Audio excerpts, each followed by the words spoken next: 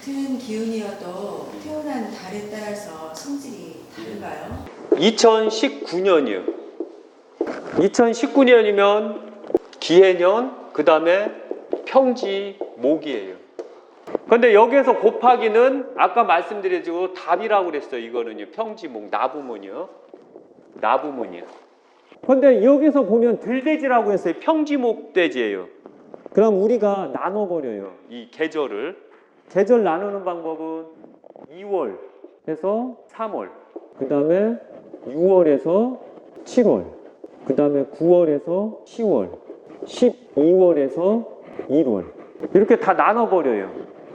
그럼 들돼지가 언제가 가장 좋을까요? 들돼지가 태어났을 때 몇 월이 가장 좋을까요? 들돼지는 엄연히 풀이에요. 초목이 있어야 돼요. 들돼지는 땅을 파고 밥을 먹고 그 다음에 풀을 먹어요. 들돼지가 가장 좋은 연도는 바로 여름이에요. 그리고 봄이고요. 이거는 상생이에요. 이거는 생이고요. 가을은 극이에요. 그 다음에 겨울은 상극이에요. 왜 그럴까요? 내가 돼지라고 생각하세요. 내가 딱 돼지였는데 봄에는 배가 엄청나게 고프잖아요. 근데 땅은 잘 파져요. 그래서 코로 긁어내면서 뿌랭이 같은 걸 먹지요. 그리고 겨울 동안 안 얼어 죽은 돼지 감자들이 땅속에 다 묻혀 있거든요.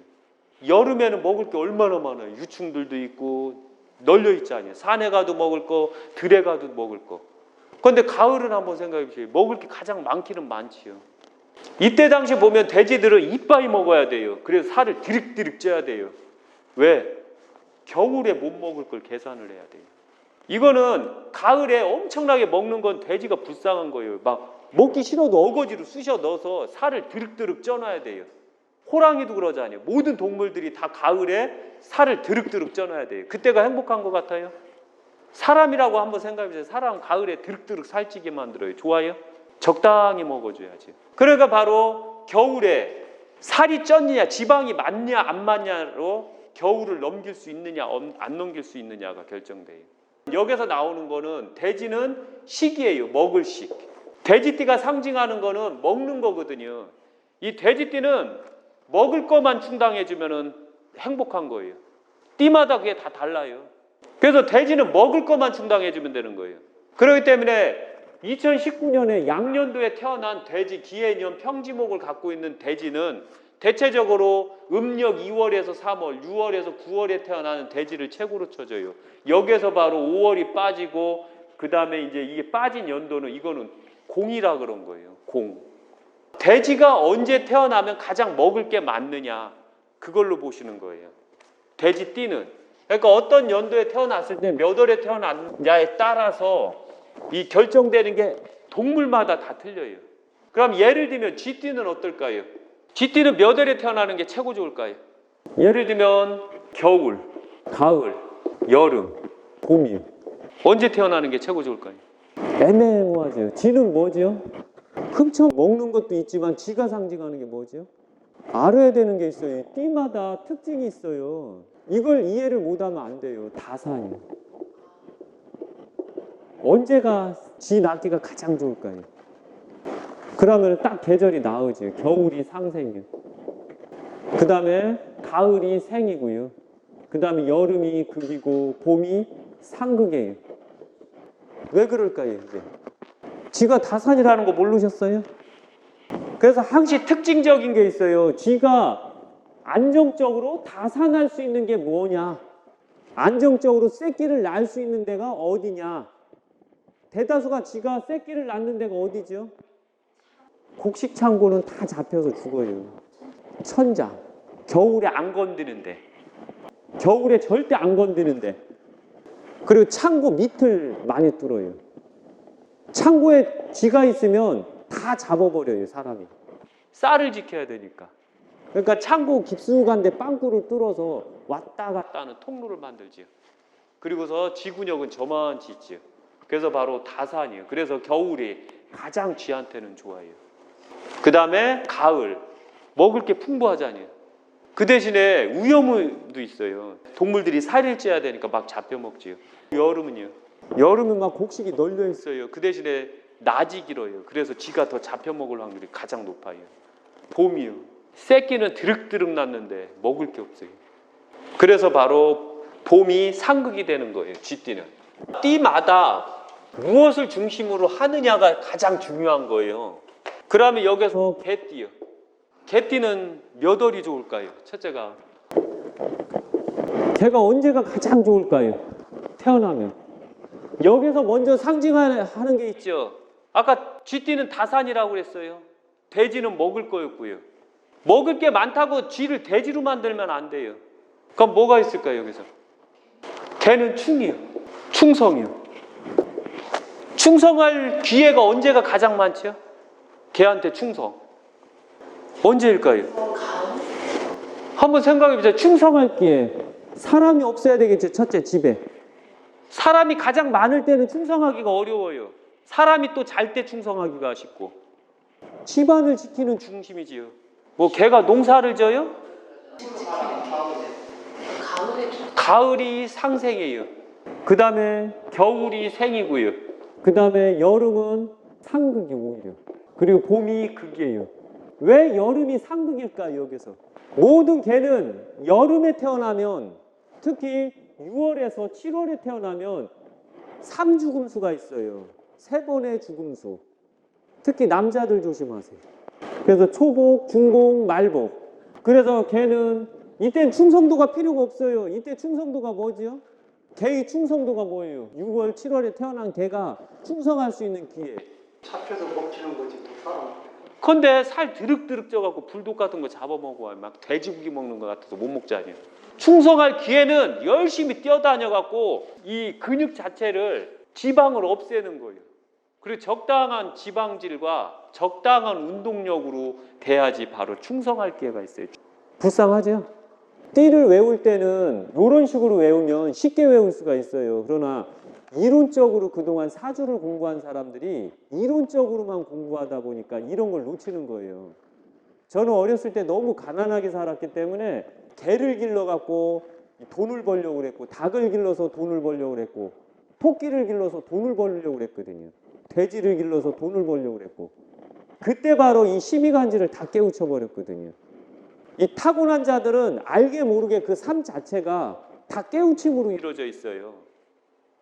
그런데 이런 걸 안 길러본 자들은 이것을 공부를 해서 얻을지언정 실제 실감하기가 어려워요. 그래서 개가 왜 충성을 상징하는지조차도 몰라요. 그래서 개는 가을에 집을 지켜야 될 거 아니에요. 도둑이 언제 가장 많이 드는 줄 아세요? 겨울에 많이 들까요? 가을에 많이 들까요? 왜 들까요? 곡식을 해서 창고에다 쌓아놓고 또 나가서 또 밭에서 일할 거 아니에요. 들어오면 곡식 창고가 싹 비어요. 옛날엔 곡식 다 잘라놓은 거 한쪽에다 볕단 다 세워놓으면 볕단이 온데간데 싹 없어져요. 심지어는 추석에 제사 지내러 갔다가 딱 오니까 인삼밭에 인삼이 싹 없어졌어요. 그걸 누가 지켜야 되겠어요? 시골에서 산 사람의 편에서 공부라고 하기가 왜 이를 생각하면 그럴까요? 가을에 상생이다 그렇게 했을 때 뭐 도인이 산 사람은 가을이 상생이다. 첫째가 가을은 좀 쌀쌀해요. 문을 빨리 닫아요. 으스은해요. 그리고 결실, 세금 결산 같은 걸 해요. 실제적으로 도둑질을 하는 데 있어서 이 빈도가 높은 게 가을이에요. 가장 높아요. 결실을 못 얻으면 겨울에 얼어 죽으니까 그래서 많이 훔쳐야 되거든요. 그리고 가을에 보면 대체적으로 돈이 조금 많이 들어와요. 성과금이라는 게 있잖아요. 봄에 성과금이 많아요. 여름에 성과금이 많아요. 겨울에 성과금이 많아요. 기업에서. 세금 결산은 엄연히 겨울에 이루어져요. 언제가 가장 성과금이 있을까요? 성과금은 바로 가을에 가장 많아요. 늦가을에. 모든 게 다 결실 나는 게 거의 11월 달에 결실이 나거든요. 12월 달에는 막년회라 그 결실에 해당이 안 되거든요. 그러면은 한 해의 결실을 바로 가을 결산을 보자니. 그러니까 도시 사람도 바로 알게 모르게 이런 식으로 결정돼요. 특히 가을이 되면 뭐부터 겁이 나죠? 가게 하는 사람들은 내년에 가게세 올릴까 봐. 그게 겁나죠. 그것도 하나의 도둑놈으로 봐야 돼요. 합리적인 가계세를 올리는 건 문제가 안 되나 합리적이지 못하고 확 내쫓을 생각으로 확 올려버리는 경우가 있거든요. 어떻게 생각할게요? 그래서 항시 모든 결실은 가을에 이루어져요. 그럼 가을에 이루어진 결실은 개가 지키지 않으면 충성을 다해 못해요. 그럼 아까 말씀하신 내용대로 보면 그럼 도시에서 개 먹이는 사람들이 얼마나 될까요? 이것까지도 생각을 하셨어야 돼요. 얼마나 될까요? 여기서 바로 말하는 개는 충성이에요. 애완용이 아니에요. 그리고 여름에 잡혀 먹을 수 있는 개여야 돼요. 똥개여야 되지. 시골이 미길 확률이 높을까요? 도시가 미길 확률이 높을까요? 똥개를. 항시 질문을 할 때는 이것까지도 생각을 해주셔야 돼요. 그렇지 못하면 약간 애매한 부분이 생겨요. 그래서 바로 가을에는 사람들이 농사를 짓기 때문에 집을 지켜야 되잖아요. 개가 있는 것과 개가 없는 차이는 틀려요. 개장수들이 딱 오면 개들이 아무리 독한 개도 낑낑거리고 쫄더라고요. 그런 게 미기면 안 돼요. 그 다음에 겨울이에요. 겨울에는 왜 도둑이 많을까요? 왜 많을까요? 대다수가 가난한 자는 겨울에 쌀 다 까먹고 보리 다 까먹어요. 그리고 이제 피죽을 써먹을 차례거든요. 그 다음에 도둑이 가장 없을 때가 언젠가요? 봄. 오히려 힘이 안 나요. 못 먹어서. 그리고 여름이 오면 이제 도둑놈들이 많이 생기는데 이때는 개 잡아먹어요. 옛날에 그랬어요. 왜 개를 끌고 다니는 줄 아세요? 왜 개를 키우는 줄 아세요? 다른 가축들은 놓치면 주인을 벗어나거든요. 그런데 개만은 졸졸졸 쫓아와요. 그리고 잡아먹을 게 없고 할 때 소까지 다 잡아먹을 때 먹을 게 없으면 그때 개를 잡아먹는 거였거든요. 지금은 전쟁이 없기 때문에 개를 먹으면 안 된다 이런 사람들이 많아요. 그런데 한 열흘만 굶어봐요. 전쟁 나서. 그럼 먹을 것 같아요? 안 먹을 것 같아요?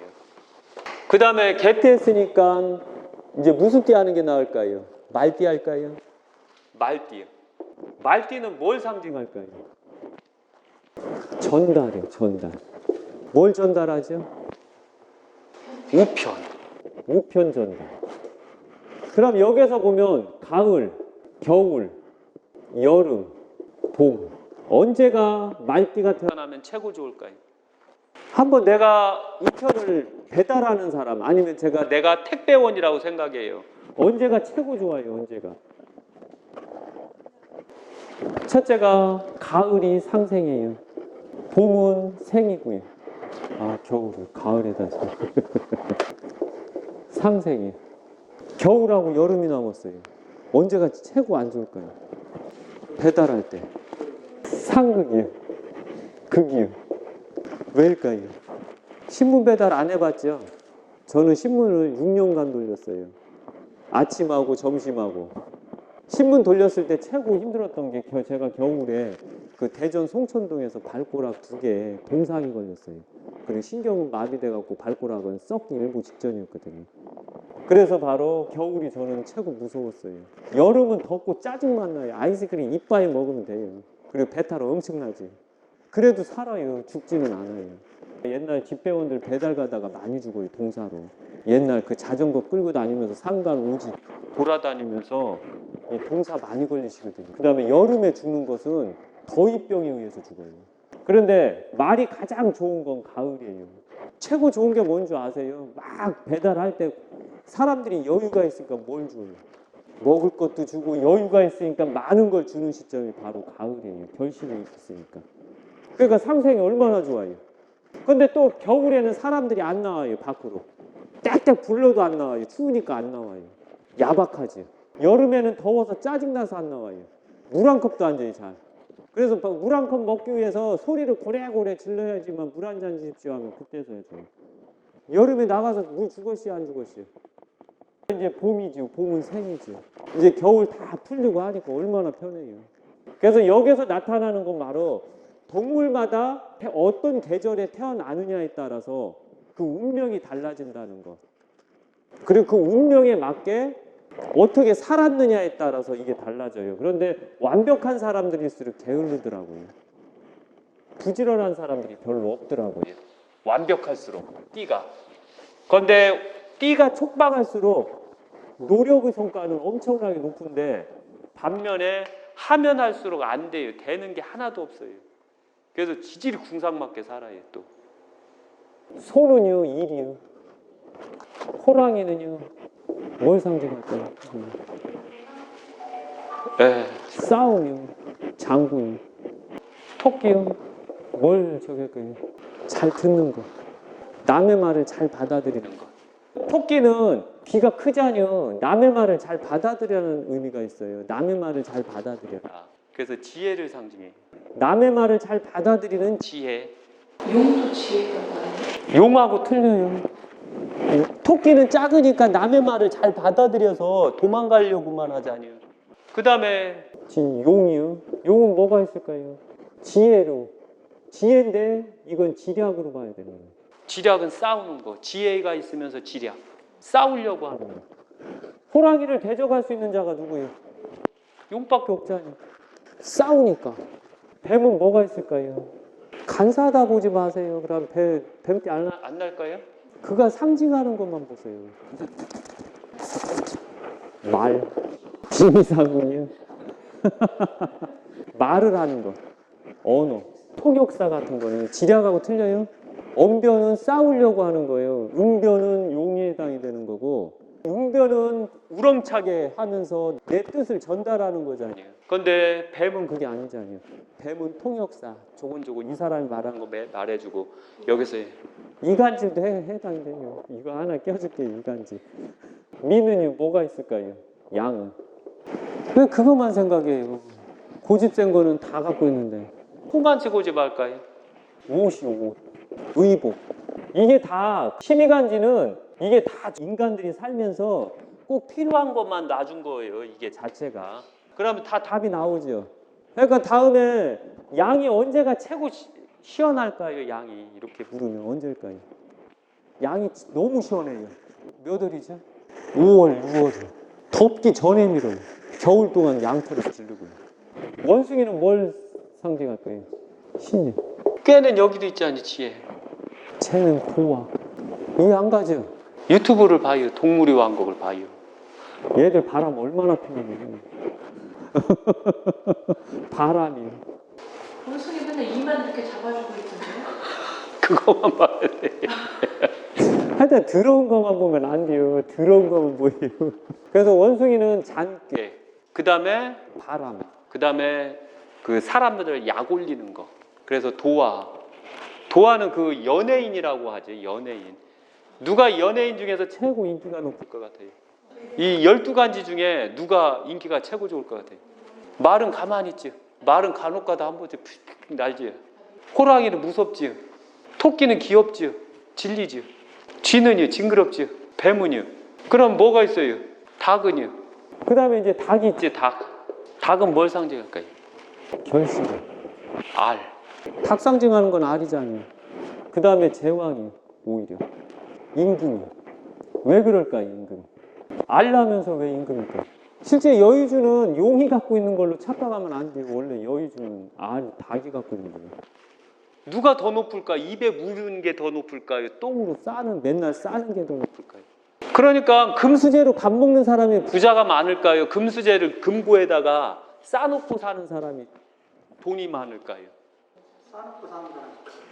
이러니까 안 된다니까요. 금고에다가 딱 쟁겨놓은 사람은 어떤 사람이 여기 딱 쟁겨놓은 사람은 금고에. 진짜 부자들은 시계도 다이아몬드 시계 차고 다니고요.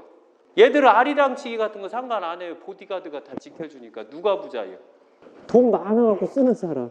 금고에다가 쟁겨놓은 사람들은 대다수가 어떤 사람이요? 엄청난 부자를 꿈꾼 사람들은 돈 잘 안 써요. 이해 가시겠어요? 그러니까 바로 용은 입에다 물었어요. 금고에다 집어넣은 거죠. 근데 닭은 똥 싸요. 그냥 그 귀한 거. 먹고 싸요. 먹고 쌌는데 그게 알이. 그게 여의주의. 동그란 건 다 여의주의. 이 상징할 때 보면 닭이 알이 언제 날 때가 가장 좋을까요? 닭이 가장 행복할 때 알 날 때는 몇 월이에요? 봄이잖아요. 왜? 가을에 난 알 한번 생각해보세요. 가을에 알 나면 누가 가져가요? 집주인 쪄먹고. 그렇죠. 그런데 봄에 알 낳는 거는 집주인이 안 쪄먹어요. 새끼 받으려고. 씨 받으려고. 그러니까 바로 이런 게 원인이 있어요. 그러니까 항상 원숭이는 즐겁게 해주는 거, 기쁘게 해주는 거. 예, 연예인들이 많고 그래서 예를 들면 원숭이 같은 경우 보면 항시 즐거워요. 새롭고 기쁘고 원숭이가 하는 짓거리 봐요. 너무 이쁘잖아요. 걔는 어릴 때도 이쁘고 커서도 이뻐요. 원숭이는. 근데 호랑이는 어릴 때는 이뻐요. 고양이 이쁘잖아요. 근데 엄청나게 크고 으악 이러면 이뻐요, 안 이뻐요? 용은요? 최고 이쁜 걸 한번 따져봐요. 쥐요. 쥐가 최고 이쁜가요? 징그럽죠. 그럼 뭐가 이쁜가요? 그래서 최고 이쁜 거. 토끼가 이쁠까요? 토끼가 예를 들면은 이 원숭이 마치 막 웃게 해주나요? 토끼가? 토끼는 가만히 이렇게 하고 있지. 그리고 코나 다랑이 이렇게 나오고. 재미없죠? 만질 때야 귀여워서 이쁘죠. 크면 안 그래요. 근데 원숭이는 크나 작으나 이쁘잖아요. 그래서 좋아. 그래서 바로 요 12간지는 실제적으로 이 띠나 이런 걸 의미를 한 듯 보이나 실제 인간이 살아야 될 그 도리, 인간이 살아야 될 12가지를 넣은 거예요. 그래서 돼지는 무조건 먹는 걸로, 소는 무조건 일하는 걸로, 용은 무조건 지략으로, 호랑이는 무조건 싸우는 걸로. 곰띠가 뭐 잘하죠? 웅담 주나요? 밀린 거고요. 소보다 미련함이 덜해서 밀린 거예요. 소가 미련할까요? 곰이 미련할까요? 그럼 여기 왔어야지요. 소가 더 미련해요. 한번 세봐요. 소는 하고 일하지요. 그 다음에 때 되면은 또 잡혀 먹지요. 때 되면 가죽 다 쓰지요. 곰은 일할 수 있나요? 곰이 용맹한가요? 호랑이보다? 바로 여기는 공통적이지 않은 걸 집어넣은 거예요. 공통적이지 않은 거. 그래서 공통된 건 안 집어넣고 집어넣고 공통적인 것만 집어넣은 거예요. 이게 원래는 사주가 이런 식으로 하면 더 많이 가야 돼요. 이 간지로만도 더 가야 돼요. 그래서 다음에 기회가 있으면 12간지를 철저하게 시간대별로 이렇게 다 분석해 가면서 이렇게 하면 좋을 것 같아요.